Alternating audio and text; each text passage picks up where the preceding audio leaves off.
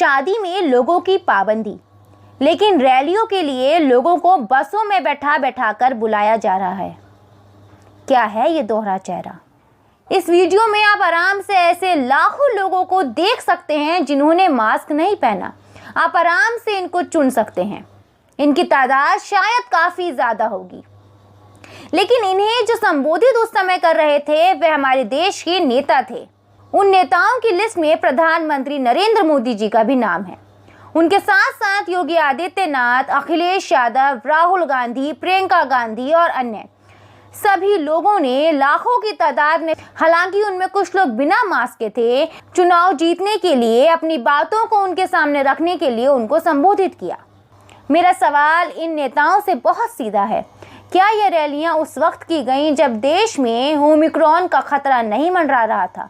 क्या ये रैलियां उस वक्त की गईं जब देश में ओमिक्रॉन ने दस्तक नहीं दी थी?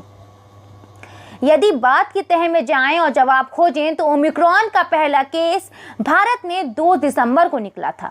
2 दिसंबर 2021 को जब ओमिक्रॉन का केस भारत में निकल चुका था तो उसके बाद भी इतनी लाखों की तादाद में रैलियां क्यों की गईं? क्या इन चुनाव रैलियों को डिजिटल तौर पर नहीं किया जा सकता? 2 गज की दूरी बनाए रखने वाले नियम केवल शादी तक सीमित क्यों रह गए? शादी में लोगों की पाबंदी रखी गई, लेकिन रैलियों में बसों में बैठा बैठा कर लोगों को बुलाया गया। अब जब ओमिक्रॉन का खतरा मंडरा रहा है, ओमिक्रॉन के केस बढ़ते जा रहे हैं, तो नेताओं को दोबारा याद क्यों आया कि घरों पर बैठाना चाहिए, लॉकडाउन लगाना चाहिए, नाइट कर्फ्यू होना चाहिए? उत्तर प्रदेश के चुनाव इतने महत्वपूर्ण हो गए, सत्ता इतनी महत्वपूर्ण हो गई कि वो कोरोना के काले दिन सरकार भूल गई।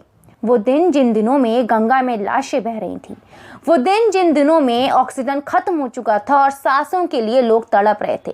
लाखों लोग इस दुनिया से चले गए। लाखों लोगों के जाने के बाद भी अगले साल जब चुनावी रैलियां हुई 2022 में, फिर लाखों लोग खड़े हो गए बिना मास्क के। जहां इसमें एक तरफ गलती नेताओं की है। हालांकि नेता स्टेज से संबोधित करते हुए बार बार पूछ रहे थे वैक्सीन लगवा लीजिए, वैक्सीन लगवा ली आपने, लेकिन भीड़ में खड़े लोग बिना मास्क के थे। इन चुनावी रैलियों के बाद समीक्षा की गई, बैठक की गई और नाइट कर्फ्यू लगा दिया गया, लेकिन अभी भी इन रैलियों पर कर्फ्यू नहीं लगा है। ओमिक्रॉन भी एक खतरा है। जिस तरह कोरोना धीरे धीरे पूरे भारत में फैल गया और भारत की दशा खराब हो गई, बहुत समय तक लॉकडाउन लगा, इसी तरह ओमिक्रॉन भी एक वबा है। ये भी बहुत तेजी से फैलता है। तो आप अपनी सुरक्षा खुद कीजिए।